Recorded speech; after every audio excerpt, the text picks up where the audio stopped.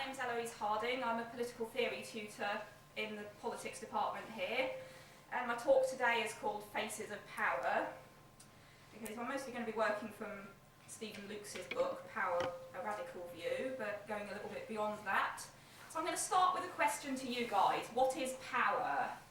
Any suggestions? Yeah? Power is the ability to do or not do something that dramatically influences someone else's life or well-being or thoughts. Okay, there's a lot there. The ability to do or not do, and also the influence on somebody else. Those are both quite key features of power. Anyone else? Yeah? The ability to affect the forces that dominate your life. Yeah, so control over your own life. That's a big part of empowerment, which I know has become a bit of a buzzword lately, but it's still an important concept. Anybody else? Anyone else want to make suggestions about what power is? Okay, let's move on. There will be more opportunities to contribute later, so don't think you've got off too lightly. Okay, so I'm going to talk about Stephen Lukes's view of power. Stephen Lukes thinks there are three faces or dimensions of power. The first dimension is decision making, and the second is non-decision making. The third is agenda setting, which goes beyond the making or sidelining of decisions. So we're going to look at decision making first, okay? I'm a great believer in doing these things in chronological order. So decision making, first of all. So Robert Dahl claims that A has power over B to the extent that he can get B to do something that B would not otherwise do or want to do. Okay, so why would B do what A wants, first of all? Let's look at that a bit. So the first suggestion is by force. The others are coercion, manipulation and authority, which we'll get onto in a minute. So force. A removes B's choice between compliance and non-compliance. And I'm going to be working largely from the examples used by Yuri Gordon. Okay, so in his example, A wants B to exit the building. That's the common strand here. Okay, so in the case of force, A is making B exit the building by physically grabbing him and frog marching him out the door. Okay, that's quite a straightforward way of exerting power, really, physical force. And then we have coercion. Okay, that's different from force.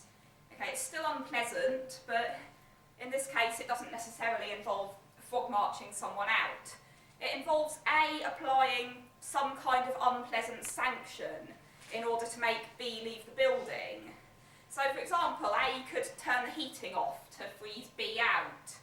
She could turn the fire sprinklers on, or she could even hold a gun to B's head to make him leave if she really needed to make him leave a building. That would be, again, exertion of power. And then we have manipulation, which is somewhat different. A presents B with false or incomplete information about what she's asking of him. So she might persuade him outside on false pretenses. You know, hey B, go and look for the cat. Or let's go and admire that lovely sunset. Or B, could you go and fetch me a Coke from the shop, please? You know, she could do any of those, and then she could just bar his entry when he got back, just lock him out, change the locks. Okay, that's manipulation. And finally we have authority. So B complies with A's command because he believes that she has a right to issue it and he has a duty to obey. So, for example, the building where I work just up the road, certain members of staff are designated as fire wardens, okay? That means they're in charge of evacuation if there's a fire. And if one of these colleagues comes into my office and she's wearing her official red tabard and she tells me to leave the building, I will do so because of the authority invested in her when she puts that red tabard on.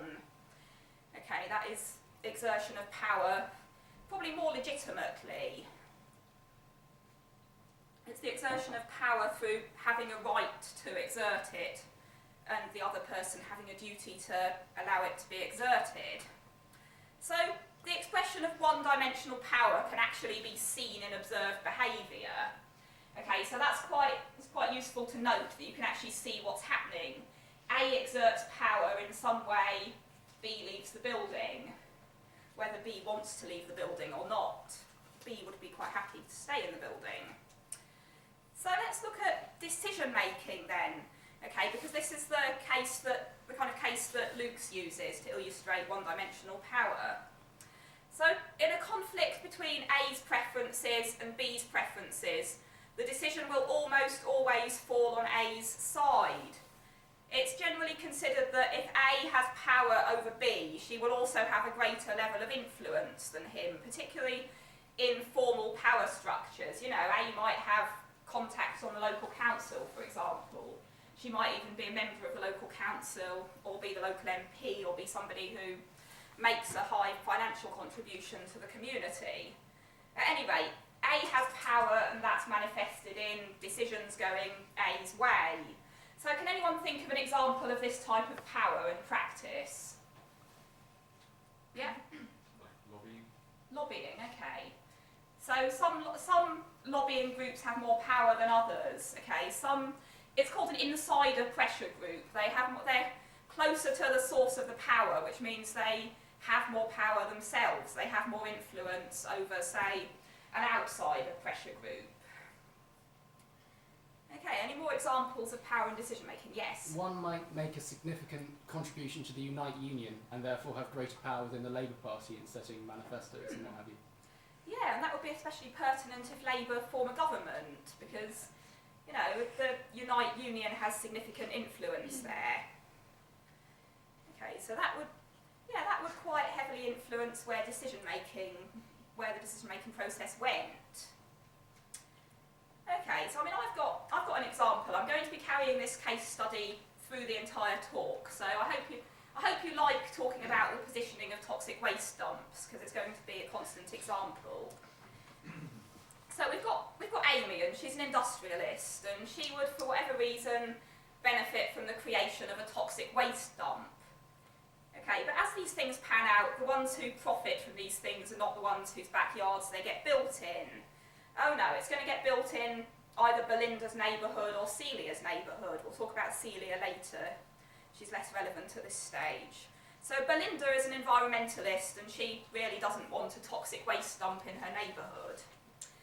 But planning decisions are going to go in Amy's favour, because Amy has power, okay, in the form of political influence.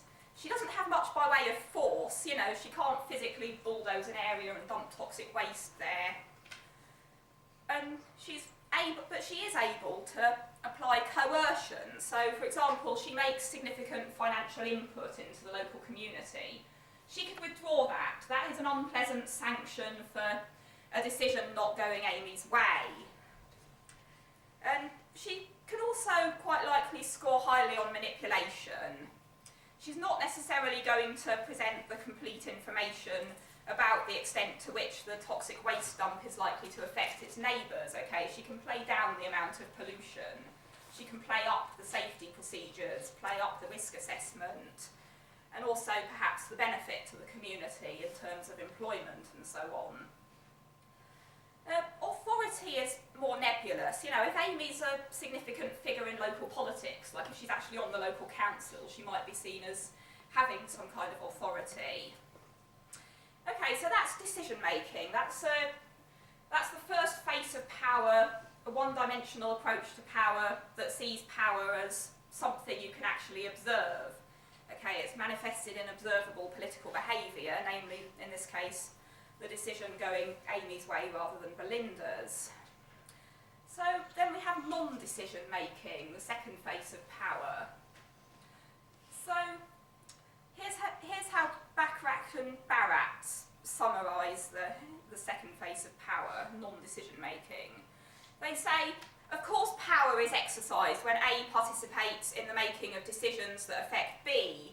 Power is also exercised when A devotes his energies to creating or reinforcing social and political values and institutional practices that limit the scope of the political process to public consideration of only those issues which are comparatively innocuous to A. So to the extent that A succeeds in doing this, B is prevented, for all practical purposes, from bringing to the fore any issues that might in their resolution be seriously detrimental to A's set of preferences. So that's a quote from Bachrach and Barat, who are the main kind of advocates of this approach to power.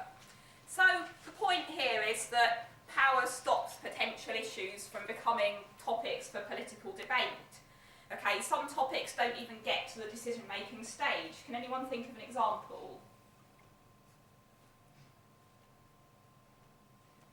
Yeah? Environmental concerns? Okay, can you be a bit more specific? I'm afraid I can't. It's not a subject of my interest, but it's rarely a case, especially in United States legislation, that the environment is a concern due to large sponsorship by natural resources based companies such as oil and gas. Yeah, so these companies have sufficient influence to keep discussion of the damage that they're doing off the political agenda. Okay, and that's what Luke's means by non-decision making. So, in my example, the local council get to vote on the issue of Amy's toxic waste dump. Alright, so the parameters of the debate are thus. The dump can either go in Belinda's neighbourhood or in Celia's neighbourhood. Okay, so... Alright, so that's... It can go here, it can go here. The decisions that are not made, firstly, whether or not to build the thing at all. Okay, that's not on the agenda. We're not discussing whether to build the thing. We've accepted that it's going to be built. And it's also, what is also not on the agenda is whether to place it near Amy's home. Whether to say, actually, you're the one benefiting from this, you have it in your backyard, you deal with your own neighbours complaining about it. Okay, so here the exercise of power is taking the form of making these into non-issues. Okay, it's not an issue whether toxic waste dumps should exist, whether we need them, and whether they should be in this particular town. Okay, so now we're going to look at the third face of power, agenda setting. Okay, this is a three-dimensional view of power that's favoured by Luke's himself. So Luke says, to put the matter sharply, A may exercise power over B by getting him to do what he does not want to do, but he also exercises power over him by influencing, shaping or determining his very wants. Okay, so it's not that B's concerns are consciously kept off the agenda by A's cronies in this one. Okay, it's not observable like the other faces of power. Okay, it's in this scenario, B doesn't develop the concerns in the first place that are detrimental to A's preferences, and if he does, they're not taken seriously to the same extent. So, can anyone think of examples of how people's preferences might be shaped? Yeah. I suppose really, I'm not sure how to put this. I guess herd mentality would have a lot to do with it. For example, if something's a societal norm or outside of the societal norm, most people won't go along with it for fear of being rejected or not put on there. So, societal norms, yeah, that's quite a big part of it. Anyone else? Yeah? Advertising. Advertising, yeah. You know, convincing you that you want various things, that you will be happy if you have X material good. Anyone else think of an example before I move on? Okay. Yeah, so I think you guys have nailed it, but let's keep with the toxic waste theme again. So we can imagine the following scenario through, as you say, advertising and other forms of mass media. The use of electronic devices and other consumer goods that produce toxic waste at various stages of their lifestyle is normalised, okay? It's just the done thing.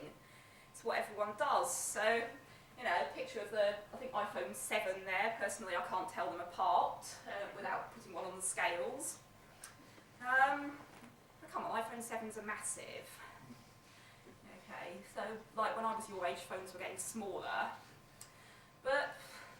okay, so everyone is conditioned to a great extent, this includes Belinda and Celia, to want these things, okay, to think it's normal to want these things. They're conditioned by, you know, by a capitalist system of which today we're taking Amy as a representative. I really apologise to any actual Amys in the room.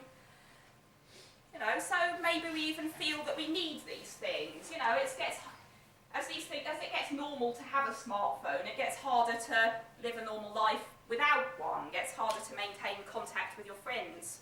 For example, if you can't access Facebook, like walking from your classroom to your toilet or something.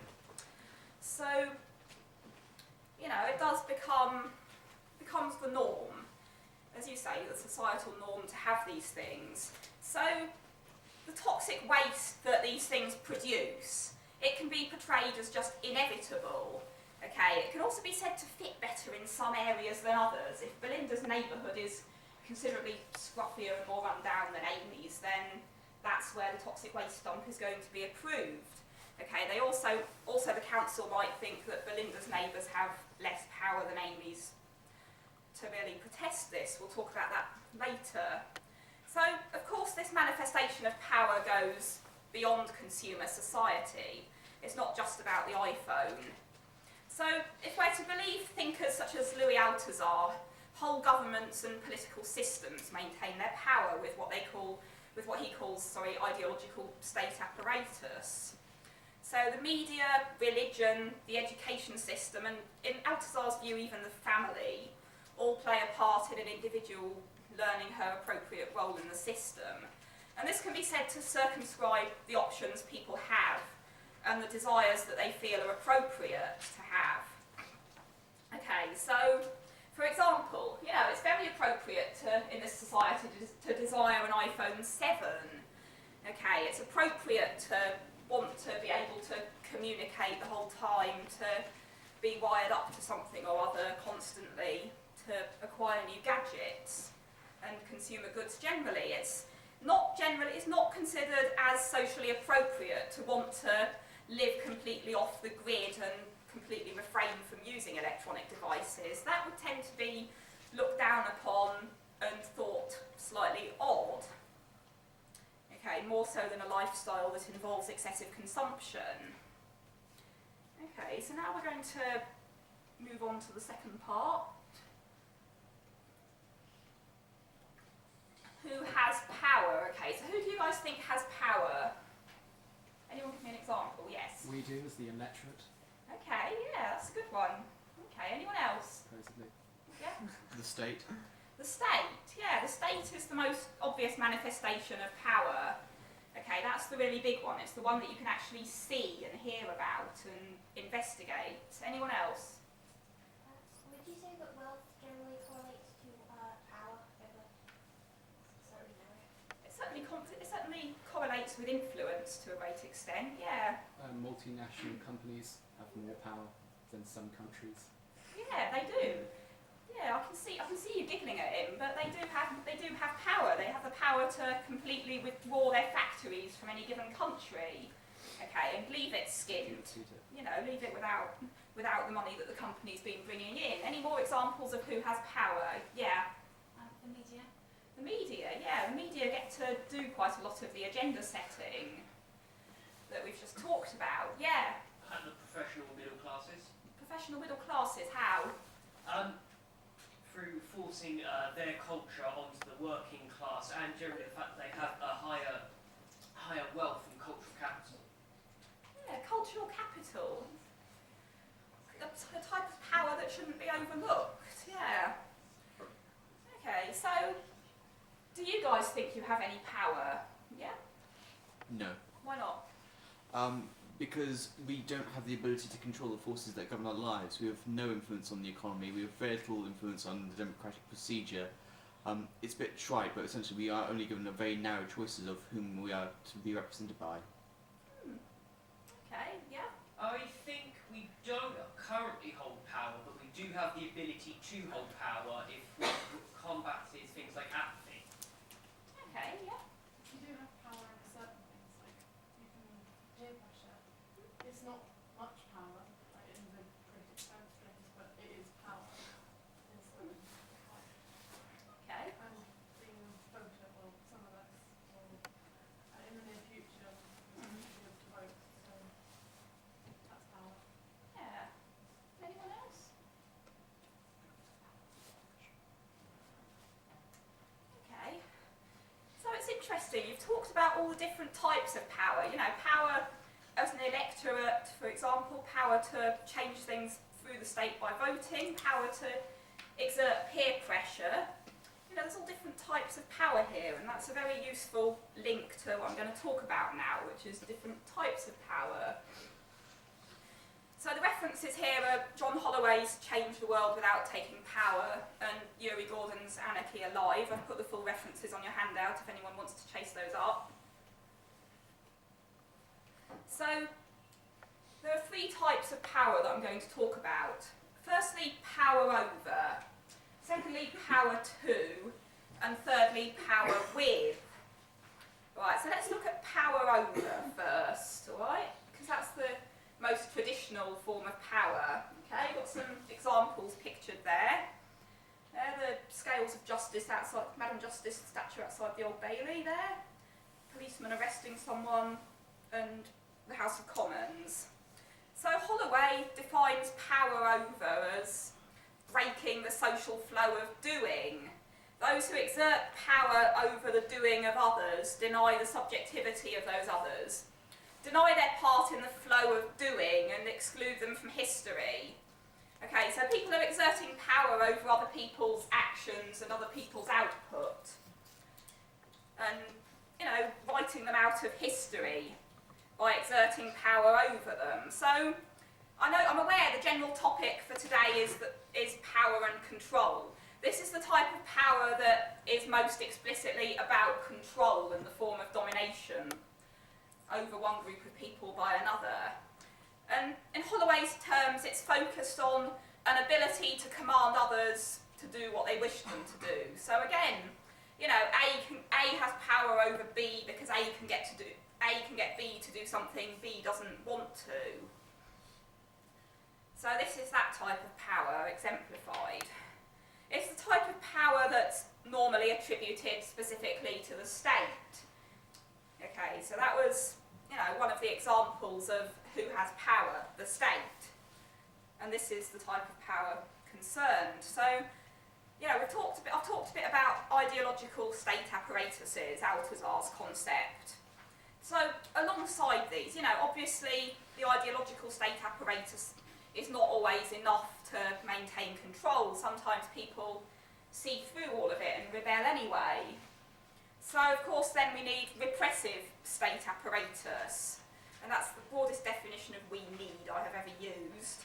Okay, so repressive state apparatus includes the police, the courts, the army, you know, any manifestation of power over, really, any obvious manifestation. Okay, so this is representing the visible power of A to influence or control B's actions against B's preferences. So, in most cases, the state has, you know, the monopoly on the legitimate overt display of power over, but of course power over can exist in other situations. So, can you think of any other cases where power over applies?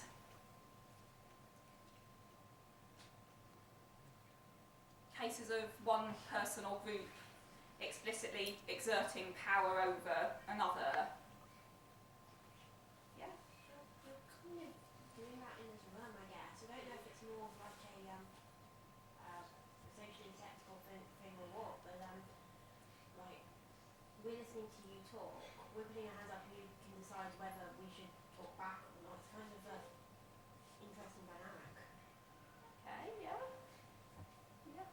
The European Union over its member states. Okay, yeah. I was going to say Marxist-Leninist revolutionaries led by vanguard parties. Yeah. Okay, the Revolutionary Vanguard is exerting power over. That's a good one. Any more? Yeah? You could say police within the police within protests and riots. They Yeah. that's a direct form of power because they're stopping them from going out. Okay, yeah. Any more? Yeah. I suppose immigration officials at borders decide who comes in and who doesn't, and by extension the Home Secretary grants or does not grant citizenship. Yeah. Okay, there's some interesting examples here of power over. Okay, it's not just the most obvious manifestations. Right, so now we're going to talk about power 2. Okay, so power 2, and its, its broadest definition, it's power as the capacity to act. Okay, so this is the common usage of the term empowered. As I said, it's become a bit of an annoying buzzword in places, but it's still quite a useful concept politically. So Holloway considers power 2 as part of a social process. It's empowerment through interaction with others. And it's defined by Starhawk as power as the capacity to affect reality. Okay, so the ability to affect how things actually are. And this is the power that Holloway attributes to resistance movements. So, can anyone think of any examples of power 2? Yeah. The Russian revolutionaries. Okay, yeah. Power to change how they rule. Yeah. I guess anyone who's transgressive or dissents against a cultural or societal norm. Okay. I was thinking of particular protest groups such as the Occupy movement a few years ago. Okay, yeah. Empowerment by collectively occupying a contested space. Can you guys think of any cases where you've held and used power 2? In any part of your life? How to make decisions. Okay, do you have an example? Choosing options for university or choosing options for what you want to do at A-level things, how to make ordinary decisions that will affect things. Okay. Any more? Any more examples of where you've used power 2? Yeah? Some of this will be during the next general election. Yeah. Okay, any more? Okay. So I'm going to return to our earlier example of with the toxic waste dump, okay? In this instance, the exercise of power 2 could be seen in Belinda and Celia and their respective neighbours forming a pressure group to prevent the dump being created in their town. Okay, so neither Belinda nor Celia or any other individual on their own has the sufficient power to scupper Amy's wish to have the dump built. Okay, none of them on their own are going to succeed, but collectively the residents of the areas where it has been proposed might do. Especially if the residents of the different neighbourhoods get together and make it clear that it's not just about not in my backyard, it's about, no, actually we don't want it in their backyard either, we don't think these things should be built. Okay, so collectively they might have the power to stop the thing being built. And by forming this collective, making the force of their objections clear, they're empowering themselves to improve their surroundings. Alright, so now I'm going to move on to power with. Okay, that's the third form of power.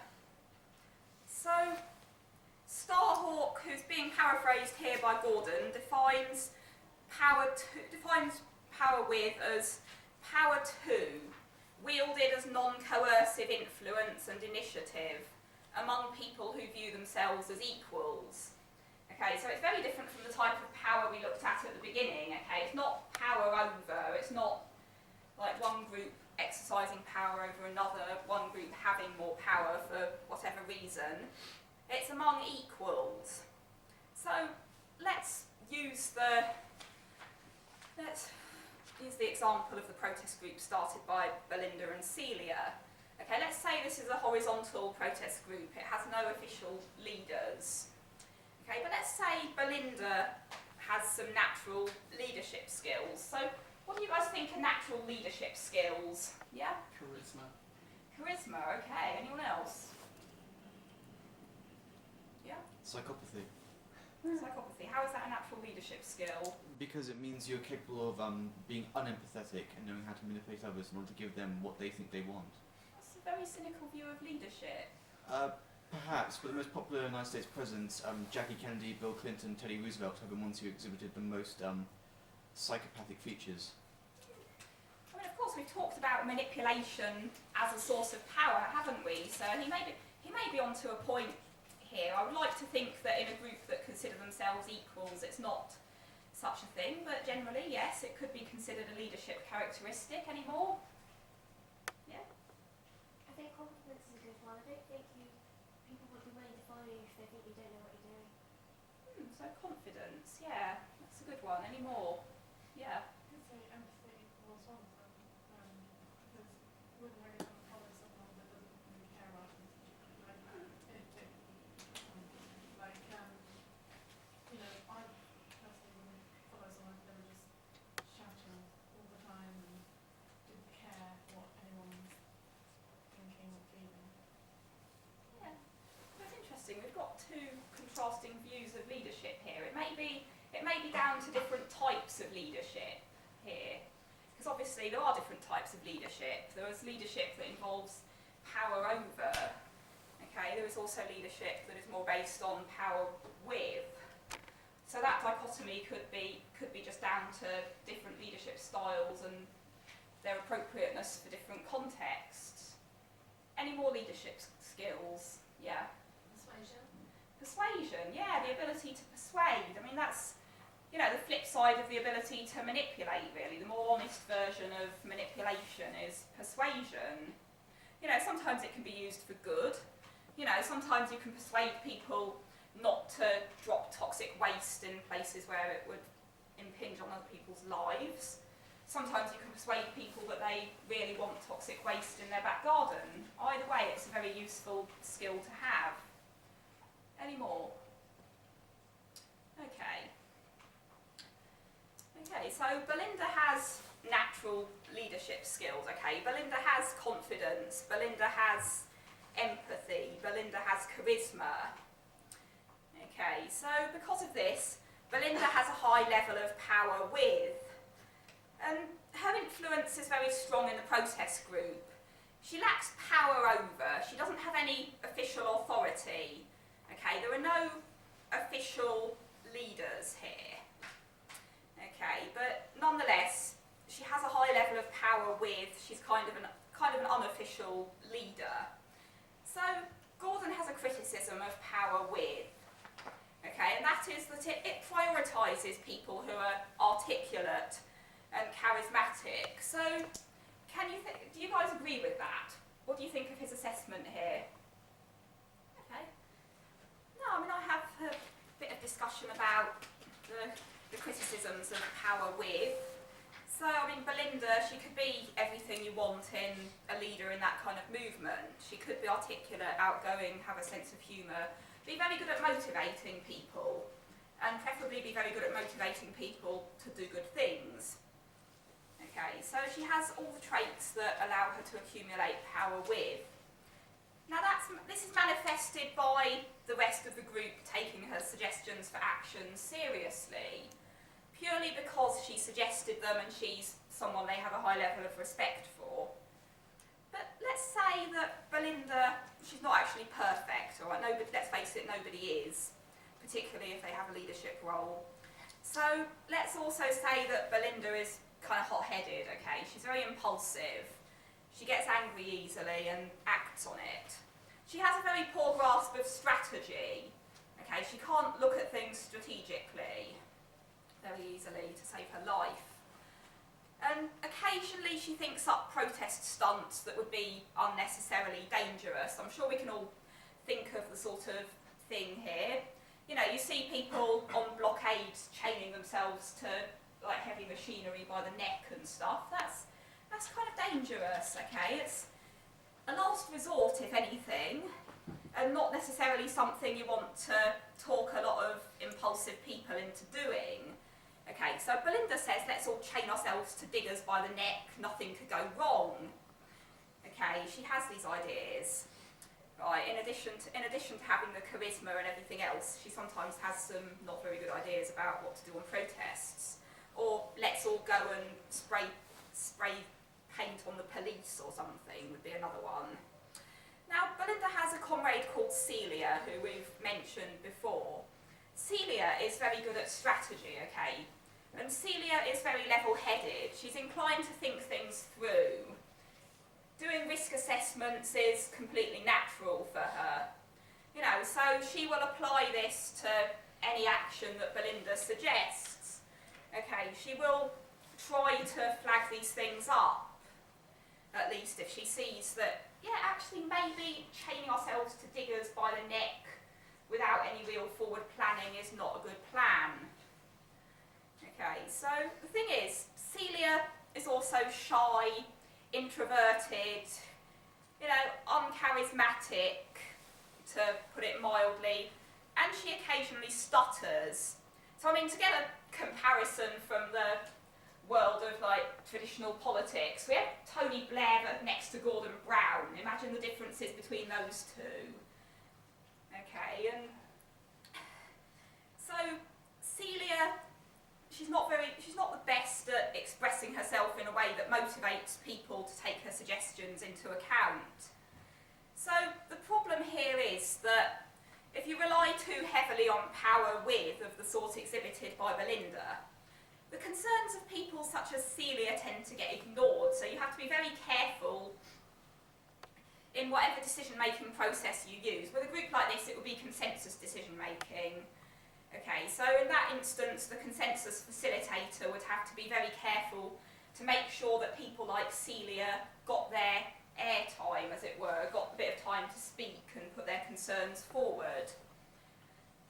Okay, you'd have to be incredibly careful to not ignore people like Celia who have valid concerns just because they don't have the charisma. Right, so I've got what might end up being some quite long concluding remarks, but we are on the home stretch now. So this is just a summary. So if we can learn anything from the study of power, it's that there isn't a single useful definition of power. It's a very wide concept. It has many different conceptions, many different expressions. But there are a few points that we can bear in mind in terms of some of the ways of classifying power. Okay, so firstly, power can be exercised from the top down in the form of power over. And as power over, it can be backed up either by outright repression or by ideological apparatuses. Usually the ideological stuff comes first, the outright repression is saved for emergencies. Okay, but those are the types of top-down power that are usually exerted. Power can also be exercised from the bottom up. Okay, this is power too, as put into action by, for example, community groups such as Belinda and Celia's. It can also be exercised as power with among groups of equals, okay? But there might here be a need to watch out for inequalities emerging.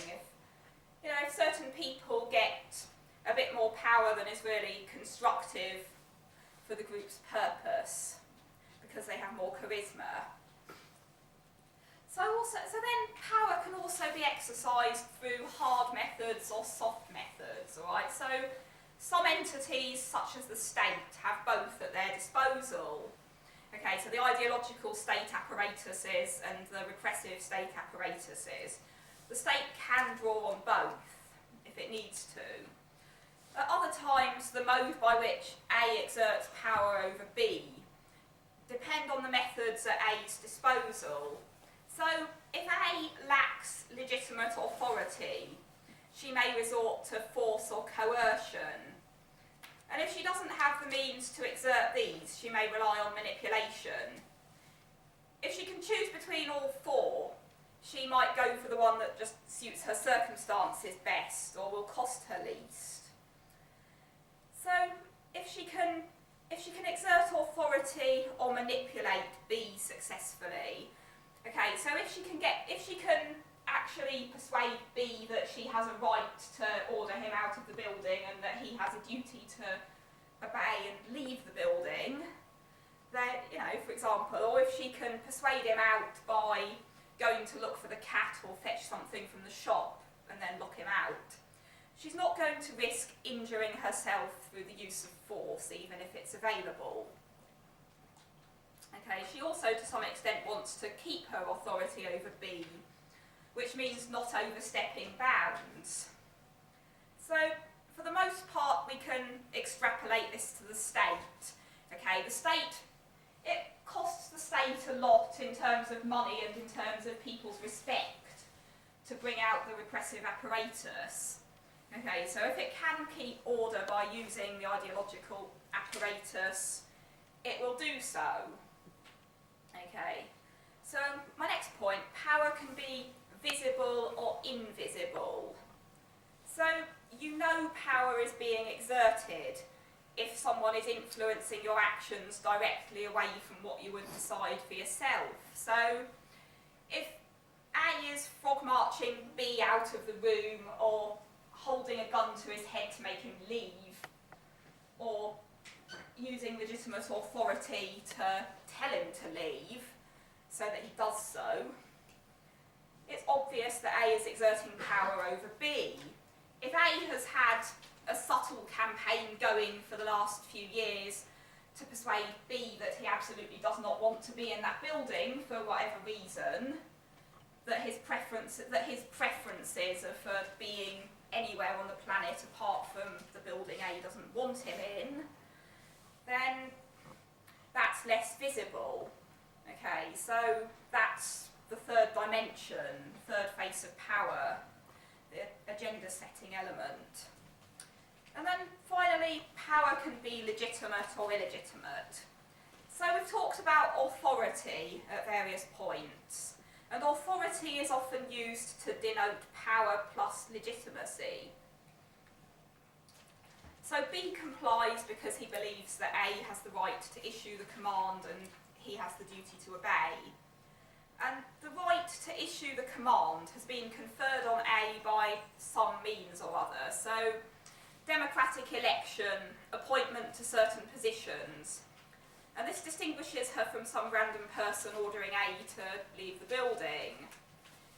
Okay, so for example, I'm going to use the example of a squatted building here. You've got a building that's maybe, it's empty, maybe it's derelict, and some squatters have moved in, because that's what they do. Some of them actually improve the state of the building and some make it worse. That depends on your squatters.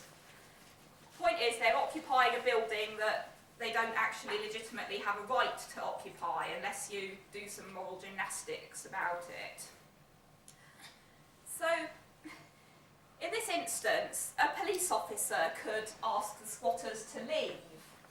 Okay, a police officer could tell the squatters to get out of that building. All right, the owner of the building could legitimately tell them to leave. Okay, she could come in and say, actually, this is my building and I am using it, so despite all appearances to the contrary, so kindly vacate. All right, that is a legitimate exertion of power. She could take it to court and the judge can make the squatters leave or employ other people to make the squatters leave. Okay, obviously it has to be done carefully to some extent, but it is usually the legitimate exertion of power, as long as people have gone through the correct procedure. But obviously, if you've got a squatted building in a residential area, the neighbours might get annoyed, okay? They might, depending on what the squatters do.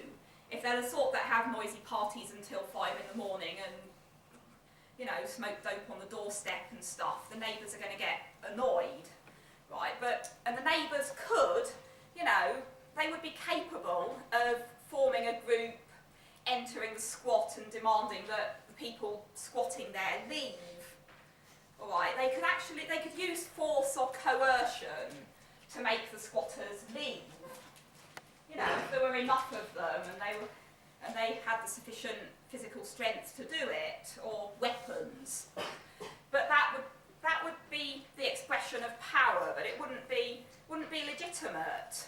I mean, likewise, if I want to get into a room like this one to get on with my lecture and the previous tutor is still waffling on at 5 past the hour when I was supposed to have started 5 minutes ago, technically I could turn the fire sprinklers on and get her to leave, and I would be exerting the power of coercion that way, but that would not be legitimate, which is why I don't do it. Okay, that would be the illegitimate exercise of power. Alright, so that's it for my talk. So does anyone have any questions?